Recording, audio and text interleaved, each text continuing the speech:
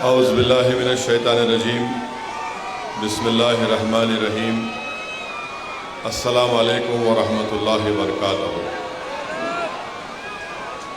معزز حاضرین اکرام، بزرگان قوم اور ملت، میری عزتدار اور ماں اور بہنوں، غیور نوجوان ساتھیوں، پس پردہ بیٹھ کر سننے والی میری ماں اور بہنوں، میرے تمام مجلسی رفقا، شہ نشین پر تشریف فرما مہاراشٹرا کے مجلس اتحاد المسلمین کے صدر وہ سابقہ رکن پارلیمان محترم جناب سید امتیاز جلیل صاحب، مالیگاؤں کے نو منتخب شدہ رکن اسمبلی مفتی اسماعیل صاحب، عبد المالک صاحب، ڈاکٹر خالد صاحب، اورنگ آباد کے ناصر صدیقی صاحب اور شہ نشین پر تشریف فرما معزز حاضرین اکرام، بزرگان قوم اور ملت، علماء اور مشائخین عظام، میں سب سے پہلے مالیگاؤں کی عوام کا شکریہ ادا کرتا ہوں کہ اللہ سبحانہ و تعالیٰ نے آپ تمام کے دل میں اس بات کو ڈالا کہ آپ یہاں سے مجلس اتحاد المسلمین کے امیدوار حضرت مولانا مفتی اسماعیل صاحب کو اپنا قیمتی ووٹ دیں۔ میں آپ کا شکریہ اس لیے بھی ادا کرنا چاہوں گا کہ آپ تمام نے مفتی اسماعیل صاحب کو اپنا ووٹ دے کر ان کو دوبارہ مالیگاؤں کا رکن اسمبلی منتخب فرمایا آپ کی خدمت کے لیے۔ یہ مفتی اسماعیل صاحب کی کامیابی نہیں ہے، بلکہ یہ کامیابی آپ کے اتحاد کی کامیابی ہے، یہ آپ کے سیاسی شعور کی کامیابی ہے۔ آپ نے مالیگاؤں کی عوام نے انفرادیت کو مسترد کیا اور آپ نے اجتماعیت کو کامیاب کیا۔ مفتی اسماعیل صاحب یا مجلس اتحاد المسلمین کی کامیابی سے زیادہ یہ ہے کہ ہم نے برائی کو شکست دی اور ہم نے نیکی کو مضبوط کیا۔ آپ نے مجلس اتحاد المسلمین کے امیدوار کو کامیاب کر کے پیغام دیا کہ آپ مالیگاؤں میں کسی بھی قسم کی غنڈہ گردی کو برداشت نہیں کرتے ہیں، آپ یہاں پر امن چاہتے ہیں۔ آپ نے اپنے ایک ایک ووٹ کو پتنگ کے نشان پر بٹن دبا کر یہ بتا دیا کہ ہم بٹن تو دبا رہے ہیں پتنگ کے نشان پر، مگر ہم نہیں چاہتے کہ جو بٹن اور پاؤڈر کا کاروبار کرنے والے لوگ ہیں، جو ہمارے بچوں کی زندگیوں کو برباد کر رہے ہیں، ہم ان لوگوں کو ووٹ نہیں دیں گے۔ آپ نے بٹن دبایا تو بٹن بیچنے والوں کی اب نیند حرام ہو چکی ہے۔ میں آپ تمام کا وہ پٹاخے روک دو بھائی، وہ پٹاخے رکوا دیجیے ذرا۔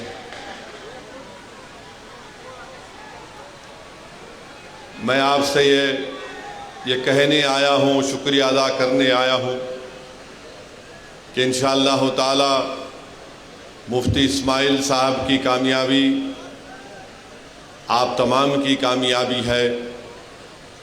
میں اپنی آواز کے ذریعے ہماری عزتدار ماں اور بہنوں کا بھی شکریہ ادا کرنا چاہوں گا کہ انہوں نے مجلس اتحاد المسلمین سے اپنی بے پناہ محبت اور وابستگی کا ثبوت دے کر یہاں پر انہوں نے اتحاد کو کامیاب کیا۔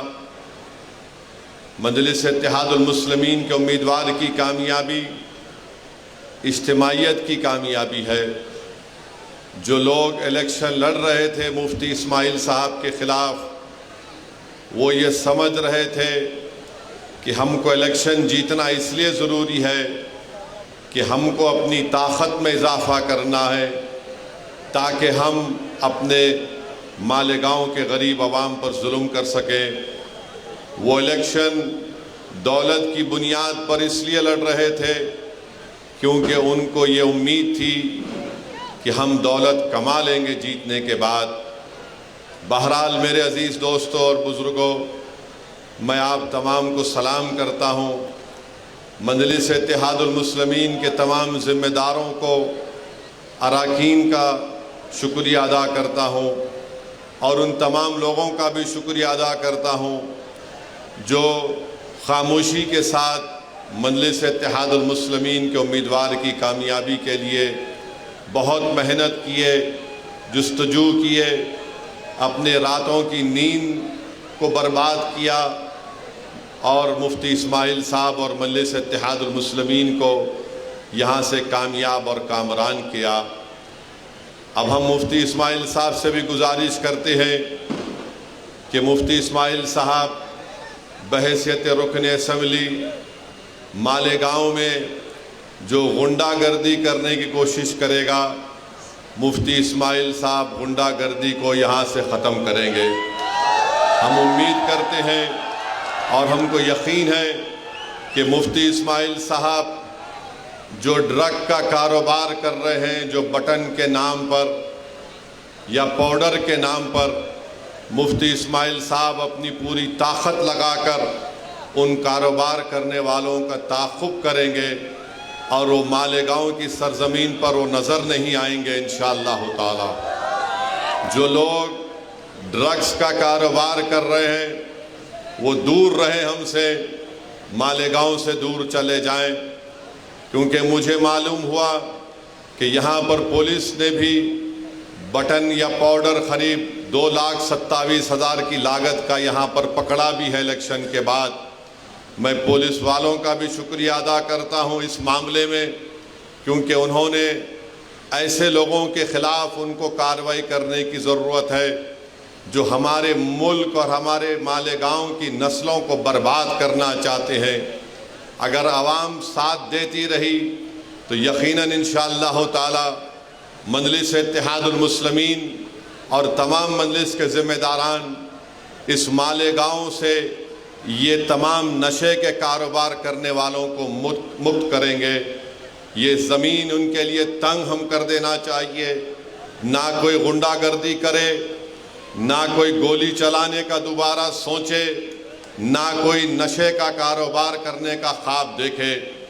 اب انشاءاللہ تعالی ہم مفتی صاحب سے یہ پرزور گزارش اور اپیل بھی کرتے ہیں کہ وکاس اور ترقیاتی کام کو اچھے اور بڑے پیمانے پر انشاءاللہ تعالی مالیگاؤں میں انجام دیا جائے گا، کیونکہ اگر ہم آج سے شروع کریں گے تو دیکھتے دیکھتے 2029 آ جائے گا، تو ہم کو اور پہلے سے زیادہ ان تمام ترقیاتی اور وکاس کے کام کو کرانا بہت ضروری ہے۔ میں ہمارے تمام مجلس کے میرے رفقا سے بھی اپیل کروں گا کہ وہ مفتی اسماعیل صاحب کو ساتھ لے کر پورے ان ترقیاتی اور وکاس کاموں کے تعلق سے وہ دل و جان سے کوشش کریں اور ان ڈیولپمنٹ کے کام کو کروائیں۔ آج ہماری ملاقات پاور لوم کے ذمہ داروں سے ہوئی ہے، انہوں نے اپنے مسائل ہم کو بتائے ہیں۔ انشاءاللہ تعالی میں نے ان کو کہا ہے کہ میں دلی جا کر پوری کوشش کروں گا کہ کس طریقے سے مرکزی حکومت سے ہم نمائندگی کر کے پاور لوم کے لوگوں کو جو سہولتیں ملنی چاہیے اس کے لیے میں آواز اٹھاؤں گا پارلیمنٹ میں، اور انشاءاللہ تعالی ہم مرکزی حکومت سے نمائندگی بھی کریں گے۔ یہاں پر جو ذمہ دار ہم سے ملاقات کیے انہوں نے بتایا کہ یہاں پر MSEDCL MDS میٹر اور tender B1 B2 registrar, prize stamping, UDCPR GIS CETP، ACB, BOMS, RTO اور اس طرح کے ایک لسٹ دی ہے جو یہاں پر زیر تکمیل کام ہے۔ مفتی اسماعیل صاحب کو بھی انہوں نے وہ میزر دیا ہے۔ ہم بھی مفتی اسماعیل صاحب کو تنگ کرتے رہیں گے تاکہ وہ پوری کوشش کریں۔ مہاراشٹرا میں ایک نئی حکومت بننے جا رہی ہے۔ ہم مہاراشٹرا کی نئی حکومت سے بھی ان سے بھی ہم لوگ مطالبہ کریں گے، نمائندگی کریں گے کہ مالیگاؤں میں بھی پورے ترقیاتی کام کو انجام دیا جائے۔ مالیگاؤں میں بھی جو مہاراشٹرا کے دوسرے علاقوں میں اگر ڈیولپمنٹ اور ترقیاتی کام ہوتی ہیں تو مالیگاؤں میں بھی اس کا حصہ ہونا چاہیے۔ مجھے یقین ہے کہ مفتی اسماعیل صاحب ایک تجربے کار رکن اسمبلی ہیں، وہ ضرور آپ کے مالیگاؤں کے انصاف کے لیے، مالیگاؤں کی ترقی کے لیے پہلے سے زیادہ آپ کی بار ایوان اسمبلی میں جا کر یہاں کی عوام کی آواز کو اور یہاں کی عوام کی ضروریات کی تکمیل کے لیے انشاءاللہ پوری کوشش کریں گے۔ جو لوگ ہم کو ووٹ نہیں دیے، میں ان کا بھی شکریہ ادا کرنا چاہتا ہوں، اور ہمارے لیے یہ بہت بڑا ایک موقع ہے کہ جو ہم کو ووٹ نہیں دیے، ہم اپنے اچھے کام کے ذریعے ان کو دل کو جیتے تاکہ وہ آئندہ 5 سال کے بعد بڑی تعداد میں آ کر مجلس اتحاد المسلمین کے حق میں اپنا ووٹ دے۔ جمہوریت ہے، آپ کس کو ووٹ دینا چاہتے ہیں، نہیں دینا چاہتے ہیں، آپ کا اختیار ہے، مگر جو پروپیگنڈا یہاں پر کیا گیا تھا، جو عصبیت کے مظاہرے یہاں پر کیے جا رہے تھے، جو یہاں پر ایک ننگا ناچ ہو رہا تھا تشدد کا، غنڈہ گردی کا، ڈرگس کے کاروبار کا، میں آپ کو سلام کرتا ہوں لاکھوں بار کہ آپ نے ان تمام طاقتوں کو مسترد کیا، اور ہماری کوشش یہ ہوگی کہ ہم آپ کے بھروسے پر اتریں۔ انشاءاللہ تعالی ہم پوری کوشش کرتے رہیں گے کہ آپ کی جو تکلیف ہے، آپ کے جو مسائل ہیں، آپ کے رکن اسمبلی مفتی اسماعیل صاحب اور مجلس کے ذمہ داران یہ پوری کوشش کر کے آپ کے مسائل کو حل کروائیں گے۔ میرے عزیز دوستوں اور بزرگوں، میں ساتھ ہی ساتھ یہ بھی کہنا ضروری سمجھتا ہوں کہ میرے چھوٹے بھائی جناب سید امتیاز جلیل صاحب، ناصر صدیقی صاحب کو اورنگ آباد سے کامیابی نہیں ملی۔ آپ کو یاد ہوگا کہ میں پکار کر آپ سے کہہ رہا تھا کہ ہم کو ہمیشہ نقصان اپنوں سے ہوا ہے، غیروں سے نہیں ہوا ہے۔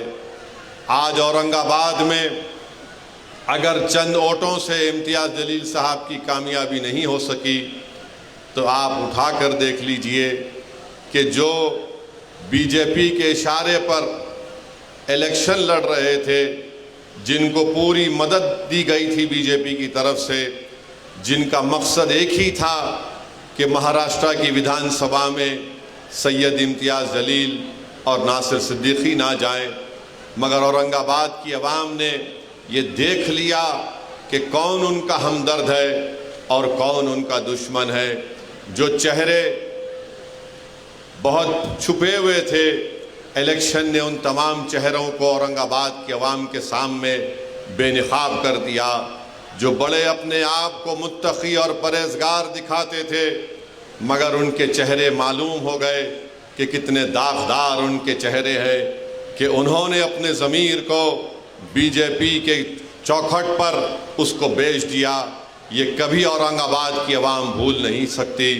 مجھے اس بات کی تکلیف ہے کہ امتیاز جلیل اور ناصر صدیقی کی کامیابی نہیں ہو سکی، مگر انشاءاللہ تعالی ہم پر امید ہیں، محنت کریں گے اورنگ آباد میں دوبارہ، اور انشاءاللہ تعالی دوبارہ وہاں سے مجلس اتحاد المسلمین اور امتیاز جلیل کو اللہ سبحانہ و تعالی نبی کریم صلی اللہ علیہ وسلم کے صدقے طفیل میں ان کو دوبارہ وہاں سے رکن اسمبلی منتخب کر کے عوام کی نمائندگی کرنے کا موقع عنایت فرمائے گا۔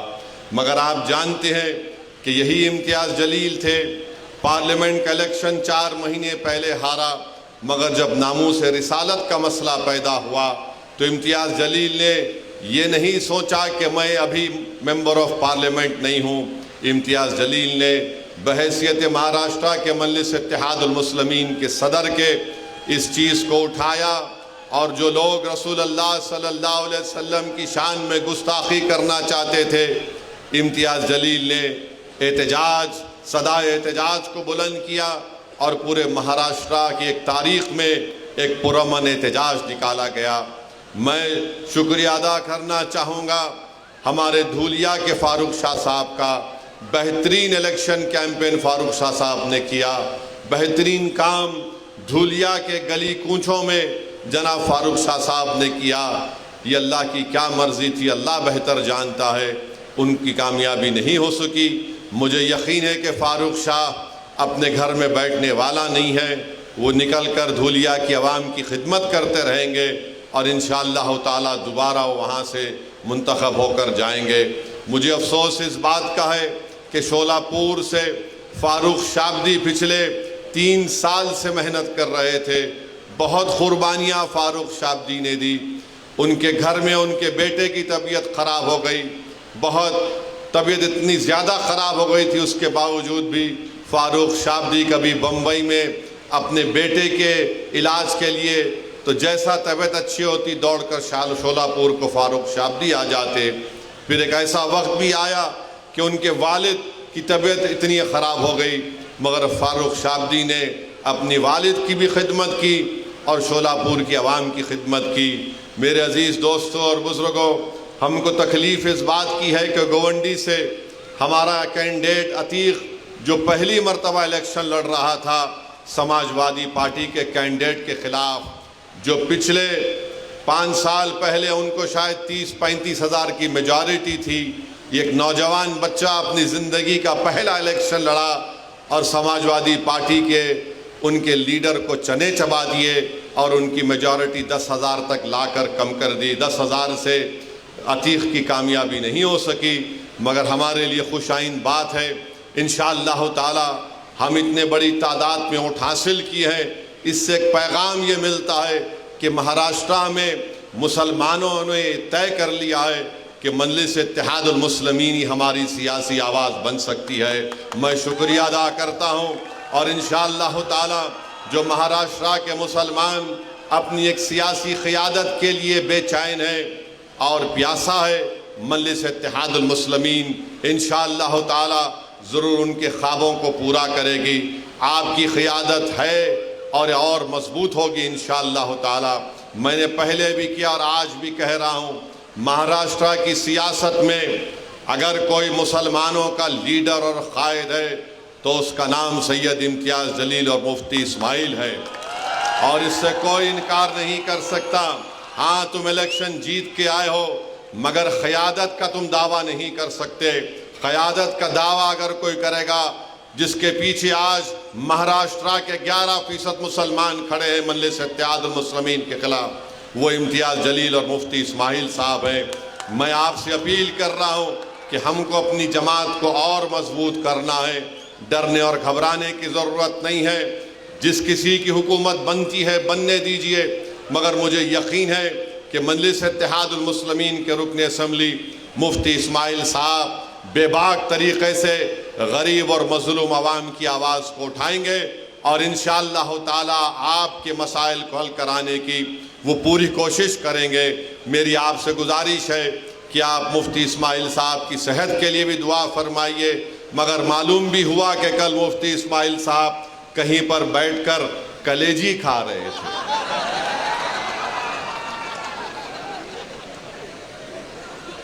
اب یہ کلیجی کھا رہے تھے تو کسی کے گردے میں درد ہو گیا۔ یعنی کسی کا دل رکھنے کے لیے مفتی صاحب بولے لا دے دے، تھوڑا چک لیے، نہیں کلیجی کھائے، اب کیسا طبیعت اچھی ہو گئی۔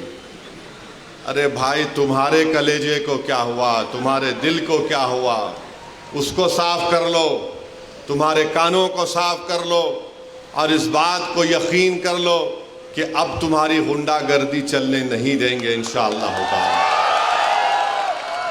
ہماری کوشش یہ ہوگی کہ مالیگاؤں میں اور اتحاد مضبوط ہو۔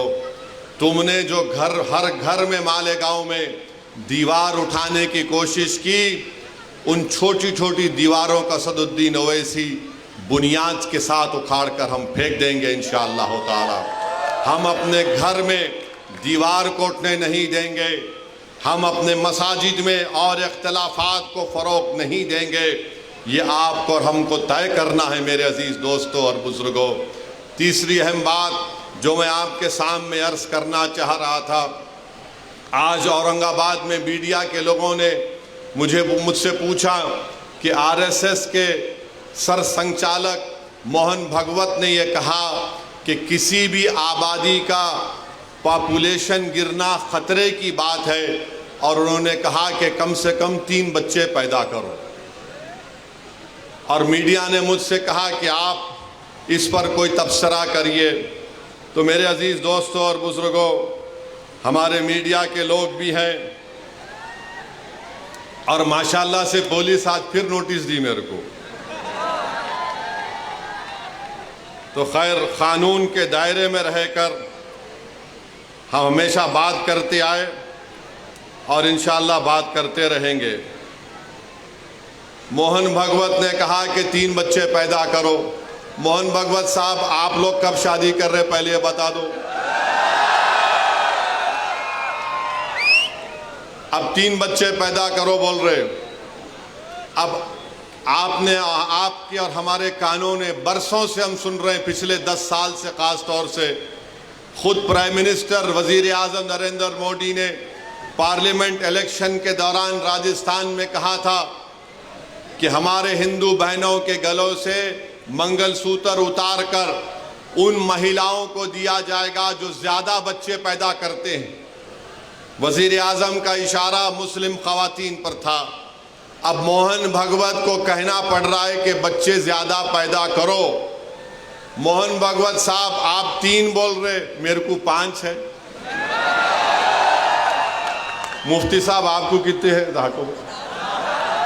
4 ہے۔ آپ بہت کنجوسی کرے، آپ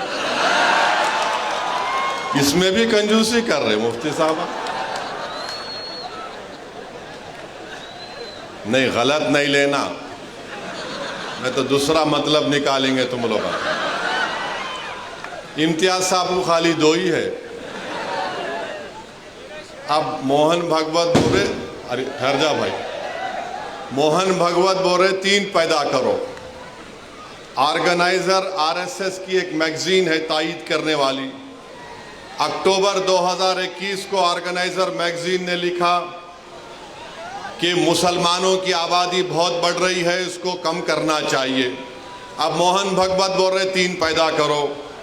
جھارکھنڈ میں الیکشن ہوا، جھارکھنڈ میں بی جے پی نے ایک اشتہار بنایا، اور اشتہار یہ تھا کہ ایک ہمارے ہندو بھائی بہن گھر میں بیٹھ کر کھانا کھا رہے ہیں، ٹیبل پر کھانا کھا رہے ہیں، گھر کے اندر بیل بجتی ہے، جب دروازہ کھولتے ہیں تو کیا دیکھتے ہیں کہ گھر کے باہر کم سے کم 40-50 مسلمان کھڑے ہوئے ہیں، برقع پوش خواتین کھڑے ہوئے ہیں، ٹوپی پہننے والے مسلمان پہنے ہوئے۔ اچانک ہندو بہن کے گھر میں آ گئے اور گھس کے کھانا آنا بیٹھ کر گھر میں بیٹھ گئے۔ الیکشن کمیشن کو وہ ایڈورٹائزمنٹ کو بین کرنا پڑا۔ اب موہن بھگوت بول رہے 3 بچے پیدا کرو۔ بھائی وہ پٹاخے بند کر دیجئے، تقریر ہو رہی ہے، پٹاخے مت پھوڑیے ورنہ میں بیٹھ جاتا ہوں پھر۔ موہن بھگوت جو بول رہے ہیں، میں آپ کو بتا رہا ہوں کہ کتنے مرتبہ ہم نے سنا کہ مسلمان آبادی بہت بڑھا رہے ہیں۔ حقیقت یہ ہے کہ 2060 میں، ابھی ہم 2024 میں ہیں، 36 سال کے بعد ہمارے ہندو بھائی بہنوں کی آبادی سٹیبلائز ہو جائے گی 74.7% پر، اور اس کے 40 سال بعد 2100 عیسوی میں مسلمانوں کی آبادی سٹیبلائز ہو جائے گی 18.8%۔ یعنی مسلمان کی آبادی کبھی بھی اس ملک میں ہمارے ہندو بھائی بہنوں کی آبادی سے زیادہ نہیں ہوگی، مگر یہ جھوٹ RSS پچھلے 70 سال سے پھیلا رہی ہے۔ بی جے پی یہ جھوٹ کو پھیلا رہی ہے کہ مسلمان اتنی آبادی بڑھ رہی ہے، اتنے بچے پیدا کر رہے ہیں کہ ایک دن اس دیش میں ان کی آبادی بڑھ جائے گی۔ یہ ان کا پہلا جھوٹ۔ ان کا دوسرا جھوٹ آپ کو بتا رہا ہوں، फर्टिलिटी रेट 92-93 में मुसलमानों का 4.41 था। 2019 और 21 में ये नेशनल फैमिली हेल्थ सर्वे मुसलमानों का फर्टिलिटी रेट 2.36 है। माने 92-93 में 4.41 से 2.36 पे आ गया। हमारे हिंदू भाई बहनों का फर्टिलिटी रेट 92-93 में 3.30 था, अब 1.94 है। मगर सबसे ज्यादा गिरावट आई है फर्टिलिटी रेट में मुसलमानों के। और फिर ये लोग बोलते कि हम लोग कॉन्ट्रासेप्टिव इस्तेमाल नहीं करते। माने कॉन्ट्रासेप्टिव को उर्दू में क्या बोलेंगे? हमल रोकना। हाँ, हमल रोकना।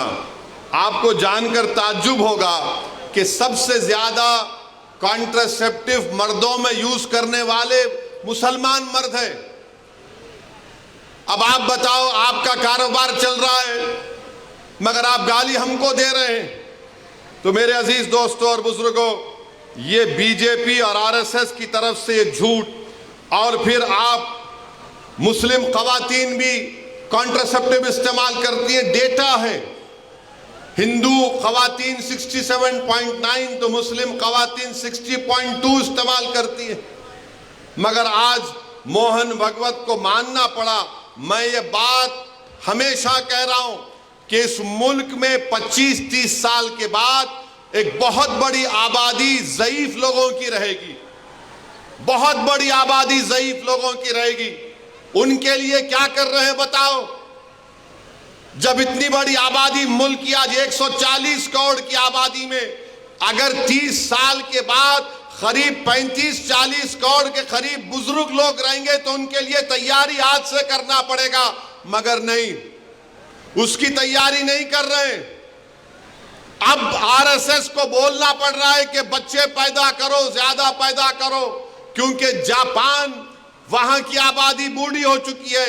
यूरोप के कई ममालिक हैं, उनकी आबादी बूढ़ी हो चुकी है। आज भारत में, जिसको अंग्रेजी में डेमोग्राफिक डिविडेंड बोलते, कि सबसे ज्यादा नौजवान अगर आबादी पूरे दुनिया में है तो भारत में है। मगर नरेंद्र मोदी उन नौजवानों को रोजगार देना, उन नौजवानों को जाकर बोलना मालेगांव में तुम्हारे पावर लूम की इंडस्ट्री को अच्छा करेंगे, तुम यहां पर काम करो। यहां के पूरे महाराष्ट्र की इकोनॉमी को प्रमोट करना, कुछ नहीं। मुल्क में इंडस्ट्रीज को कायम करना, कुछ नहीं। मुल्क में रोजगार की स्कीमों को नाफिज करना ताकि नौजवानों को रोजगार मिल सके, कुछ नहीं। जो नौजवान आर्मी एयरफोर्स में जाता था, जिसके लिए विखार की बात समझी जाती थी, नरेंद्र मोदी ने कहा 4 साल अग्निवीर करो और 4 साल के बाद तुमको 15-20 लाख मिलेंगे, चले जाओ। कुछ नहीं प्लानिंग है। 30 साल के बाद सबसे ज्यादा बुजुर्गों की आबादी भारत में रहेगी। अब मोदी क्या कर दिए, बीजेपी आरएसएस क्या कर दिए? एक ही काम पे लगा दिए सबको, जाओ गड़े खोदो, देखो अंदर से क्या निकलता। जाओ मस्जिद में गड़ा खोदो, उसमें से अलाउद्दीन निकलते नहीं निकलते देखो। यानी हर जगह पर जहां भी जाओ बस गड़ा खोदो, सर्वे सर्वे सर्वे। नहीं, यहां पर कुछ था। कब था रे भाई? नहीं, 500 साल पहले था। अम्मा, तेरे को कैसे मालूम 500 साल पहले था? नहीं था, हम सुने। अरे हम भी सुने नहीं था, क्या करेंगे तुम? संभल की मस्जिद आप बताइए, 500 साल पहले वहां पे मस्जिद नहीं थी। अरे मेरे भाई, 500 साल पहले अगर तुम जाओगे तो मैं तुमको 2000 साल पहले लेके जाऊंगा।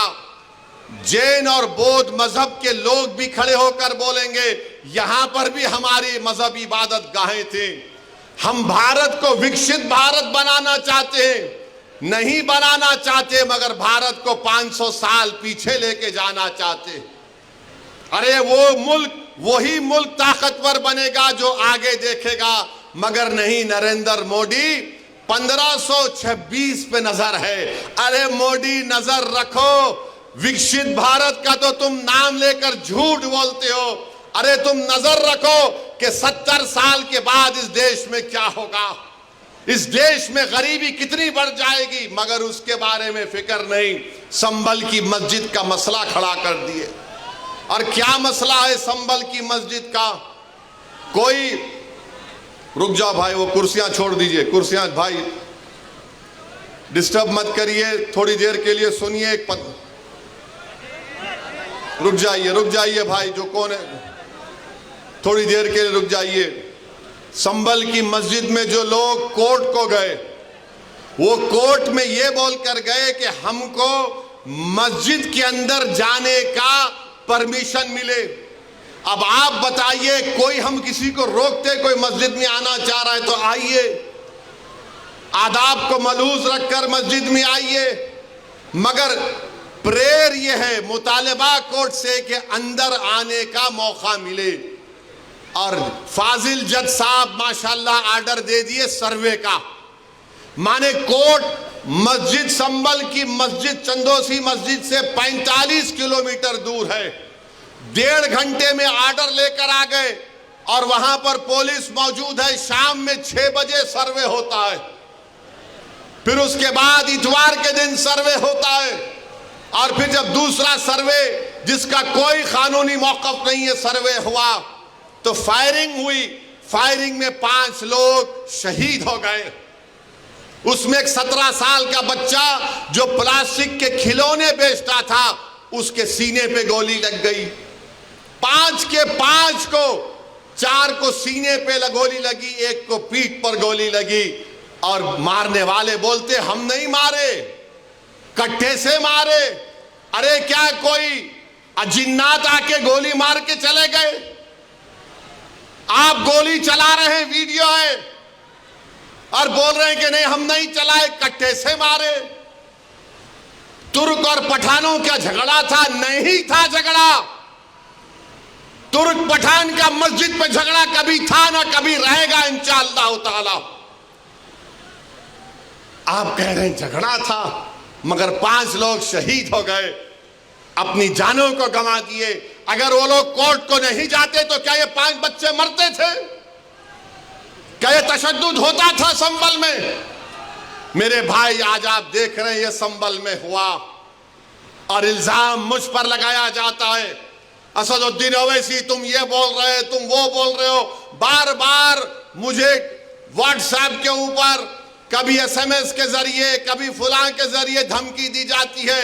ارے ظالموں، یاد رکھو، میں مسجد بچانے کے لیے، خانقاہوں کو بچانے کے لیے، درگاہوں کو بچانے کے لیے، وقف کی جائیداد کو بچانے کے لیے، جمہوریت کو بچانے کے لیے، قانون کی بالادستی کے لیے، انصاف کے لیے میں 1 بار نہیں 1000 مرتبہ مرنے کو تیار ہوں۔ تم کیا کرو گے بتاؤ؟ تم سمجھ رہے کہ ہم خاموش بیٹھ جائیں گے؟ ایسے 12 درگاہ اور مساجد پر کیس ڈال دیا گیا ہے کہ یہ مسجد نہیں تھی، پھلا تھا، یہ تھا۔ سلیم چشتی رحمت اللہ علیہ کی درگاہ پر کیس ڈال دیا گیا۔ سلطان ہند خواجہ اجمیری کے آستانے پر کیس ڈال دیا گیا۔ اور کیا بولتے ہیں، کیس ڈالنے والا کون ہے معلوم آپ کو؟ یہ میرے گھر کے پاس دلی میں آ کر میرے گھر کے اوپر جو نیم پلیٹ ہے اس کو توڑا، پتھر پھینکے گھر میں میرے، اور اس کے بعد میرے نیم پلیٹ پر کالک ڈال کر دھمکی دیا کہ اویسی تیرے کو دیکھ لیں گے۔ ارے کمینے، کبھی بول کر آنا، مرد کا بچہ ہے تو میں ٹھہرتا ہوں سامنے۔ بس آتے کیمرہ لے کے پھیبے پھینکے بھاگ۔ ارے بول کیا؟ آ رہا ہوں کل تیرے پاس تو میں بھی ٹھہرتا ہوں، دیکھیں گے 6 فٹ 2 انچ کیا کرتا ہے۔ وہ آدمی اب کورٹ کو گیا، سپریم کورٹ کے وکیل کو تھپڑ مارا۔ 2016 میں دلی کی پولیس نے اس کو تڑی پار کا نوٹس دیا۔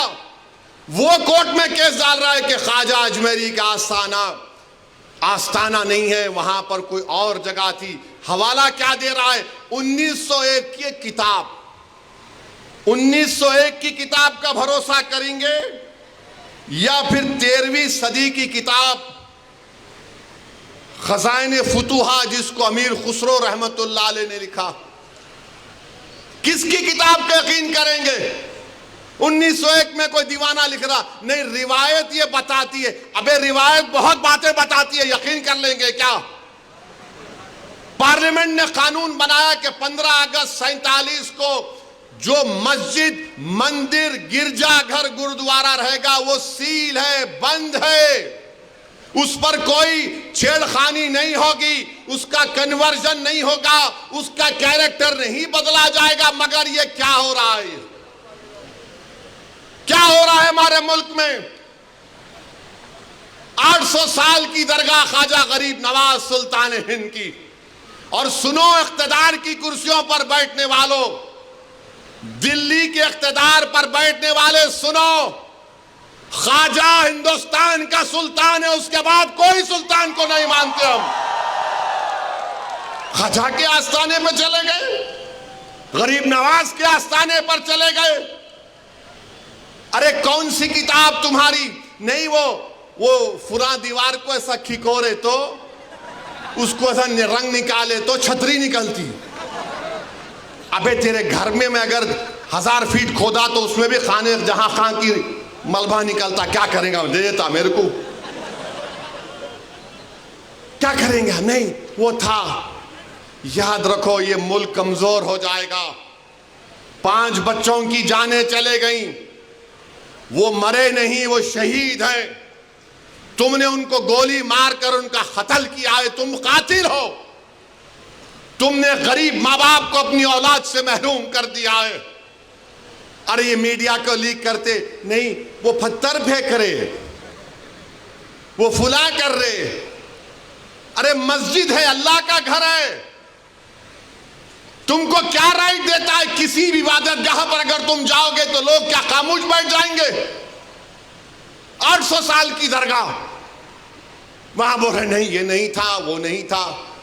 ہم بھارت کے پردھان منتری سے پوچھنا چاہ رہے نریندر موڈی، کیا آپ یہ تمام ان لوگوں کو روکیں گے یا پھر یہ دیش اسی طرح چلتا رہے گا کہ ہر مسجد پہ سوال کر دو، ہر درگاہ پہ سوال اٹھا دو؟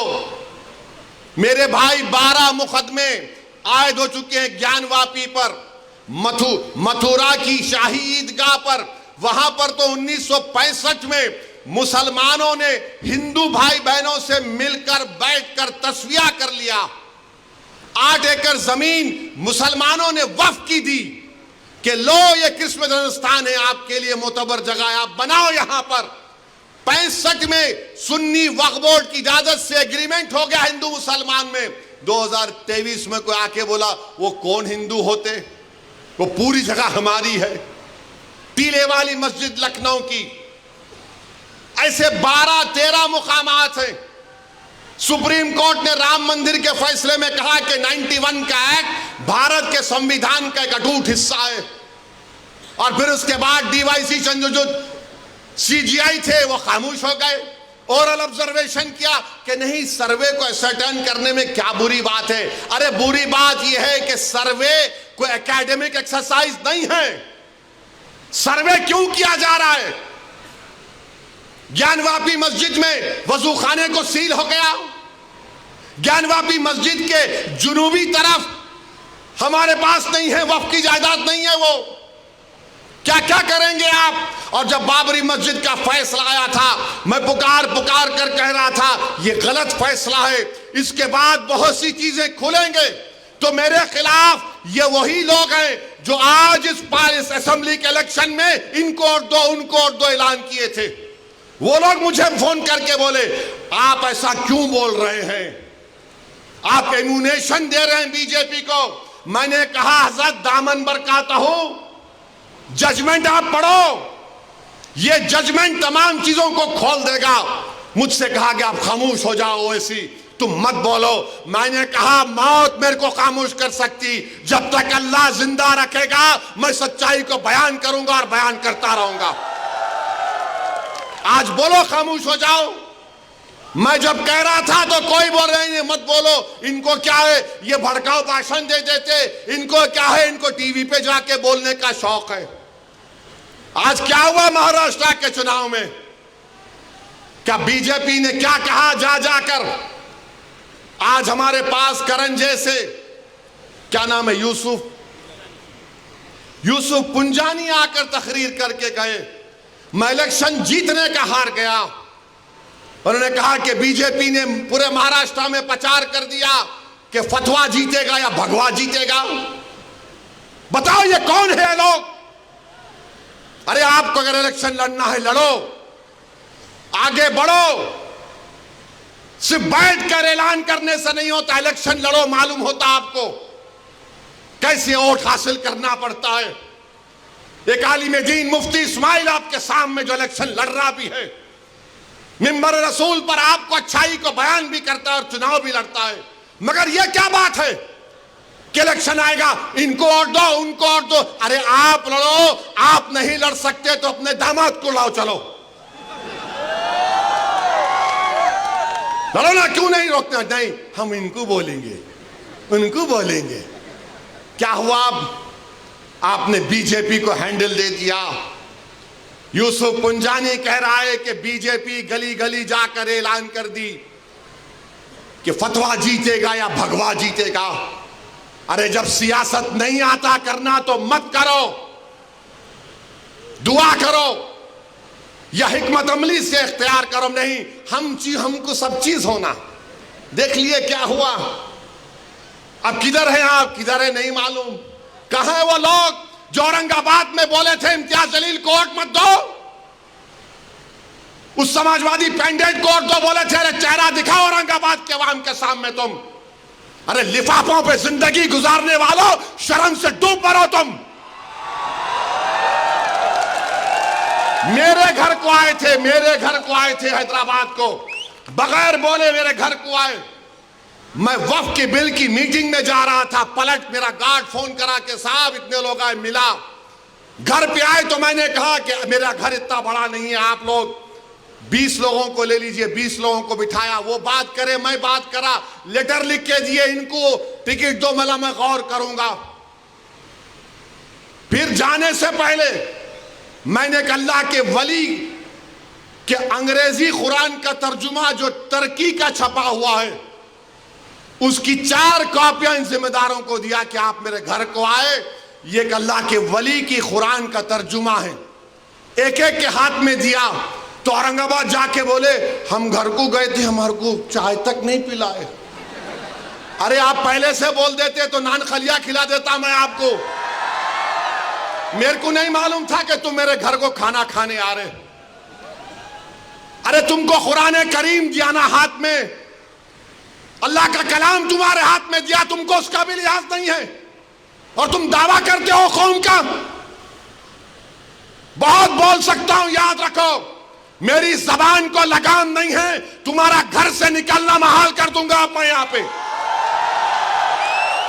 میرے بھائی امام شافعی مفتی صاحب بیٹھے ہوئے، امام شافعی رحمت اللہ علیہ کا زمانہ ہے۔ ایک دولت مند نے کہا کہ اگر اللہ میرے کو بیٹی دے گا تو جب اس کی شادی کروں گا دین اور دنیا کی دولت اس کو دوں گا۔ جب بیٹی کی شادی کا موقع آیا علماء کرام کے پاس گیا، علماء کرام نے کہا کہ نہیں تو نہیں دے سکتا، دین اور دنیا کی دولت تو کیسے دے گا، تیری قسم غلط ہو گئی۔ امام شافعی کے پاس گئے، امام شافعی بولے بہت آسان ہے۔ امام شافعی رحمت اللہ علیہ نے کہا تیری بیٹی کی شادی کب ہے؟ اس نے کہا فلاں دن ہے۔ بولے میں آ رہا ہوں، چلا جا۔ امام شافعی پہنچے، امام شافعی رحمت اللہ علیہ نے کہا کہ آسان ہے۔ وہ بولا کہ حضرت شادی تو ہو گئی، کیا ہے بتاؤ؟ بولے قرآن اپنی بیٹی کو دے دے، دین اور دنیا کی دولت اس کو دے چکا، میں ان کو دیا، 4 قرآن دیا ان کو، اور بول کے دیا کہ آپ میرے گھر کو آئے، مجھے پتہ نہیں ہے، میں وکیلوں کی میٹنگ میں جا رہا تھا، پلٹ کر آیا آپ کے لیے، یہ قرآن کریم کا تحفہ آپ کو دے رہا ہوں۔ ارے تم کو اویسی سے مجلس سے نفرت ہے، مگر قرآن کریم کی تو عظمت کا تم لحاظ رکھ لیتے۔ میں یہ بات الیکشن میں بول سکتا تھا مگر خاموش بیٹھے رہا، مگر آج مجبوراً بولنا پڑ رہا ہے۔ یاد رکھو تم لوگ جو کام کر رہے ہو نا، تم مہاراشٹرا کے مسلمانوں کو نہ صرف کمزور کر رہے ہو بلکہ تم ان کی آواز کا گلا گھونٹ رہے ہو۔ ارے تم الیکشن لڑو، ہم تمہاری تائید کرنے کو تیار ہیں۔ کب تک تم یہ سیاست کرو گے کہ انہیں بول دیا انہیں بول دیا؟ جس کو تائید کیے اورنگ آباد میں وہ خالی 5000 ووٹ لیا، 5000 ووٹ لیا۔ ناصر کے خلاف کتنے ووٹ لیا انہیں؟ 10,000 ووٹ لیا، اور ناصر ہارے 8,000 ووٹ سے۔ جو جس کی تائید کا اعلان کیا وہ 5,000، اور امتیاز جلیل ہارے 1,100 ووٹ سے۔ دھولیا سے فاروق شاہ کے خلاف آپ نے اعلان کیا، وہ 10,000 پہ نپٹ گیا، فاروق شاہ 70,000 ووٹ لیے، صرف 1,700 ووٹ لیا وہ ظالم، صرف 1,700 ووٹ لیا۔ فاروق شاہ 70,000 ووٹ لیا۔ عتیق کو آپ نے تائید نہیں کی، کسی اور کو بول دیا۔ ارے کیا کر رہے ہو تم لوگ؟ مت کرو، تمہارا احترام اور تمہاری عظمت ہم کرتے ہیں، مگر آپ جو کام کر رہے وہ مسلمانوں کے حق میں نہیں کر رہے ہیں۔ آپ نے ہینڈل دے دیا بی جے پی کو، بی جے پی نے پورا پرچار کر دیا، اور کیا نتیجہ نکلا جا آپ دیکھو۔ کل یہ بی جے پی کی سرکار اگر کچھ کرے گی تو کون آ کے لڑے گا؟ آپ آئیں گے روڈ پہ؟ یہی امتیاز جلیل، یہی فاروق شاہ، یہی مفتی اسماعیل، یہی ناصر صدیقی، یہی فاروق شابدی، یہی وارث پٹھان میدان میں اتر کے مقابلہ کریں گے۔ میرے بھائی پہچانو ان لوگوں کو۔ میں نہیں بولنا چاہ رہا تھا، مگر آج میں ضروری ہے سچائی کو بیان کرنے کے لیے کہہ رہا ہوں۔ بہرحال میرے عزیز دوستوں اور بزرگوں، اپنے مسجدوں کو آباد رکھو۔ جو لوگ مسجدوں کو چھیننا چاہتے ہیں اس کا جواب کیا ہے؟ اپنی مسجدوں کو بھرے ہوئے کرو۔ تمہاری جمعے کی نماز فجر کی نماز میں اتنی تعداد ہونی چاہیے، تمہاری مغرب کی جماعت میں جتنے لوگ ہوتے ہیں اتنا ظہر میں ہونا چاہیے۔ درگاہوں کو آباد رکھو، خانخواہوں کو آباد رکھو۔ درگاہ اور خانخواہوں پر اللہ کے نام پر دل پر ضرب مارتے رہو، ڈرنے اور گھبرانے کی ضرورت نہیں ہے۔ جو طاقتیں مسجدوں کو چھیننا چاہتی ہیں، اللہ قرآن میں فرما دیا یہ سب سے بڑے ظالم ہیں، یہ سب سے بڑے ظالم ہیں۔ اب خواجہ اجمیری کے آستانے تک آپ پہنچ گئے، سلیم چشتی کے آستانے پر پہنچ گئے۔ یاد رکھو ظالموں، یہ وہ صوفیاء اکرام ہیں جو بادشاہوں کی طرح دولت نہیں تھی۔ یہ وہ ولی اللہ اور قطب الوقت ہے جو پھٹے ہوئے کپڑوں پر بیٹھ کر حکومتوں کو اللہ کی بارگاہ میں دعا کر کے بدلہ دیتے ہیں، جو پھٹے ہوئے کپڑے پہن کر وہ جن کے پاس کھانے کو نہیں تھا، مگر اگر وہ قسم کھا لیتے تو اللہ ان کی قسم کو پورا کر دیتا۔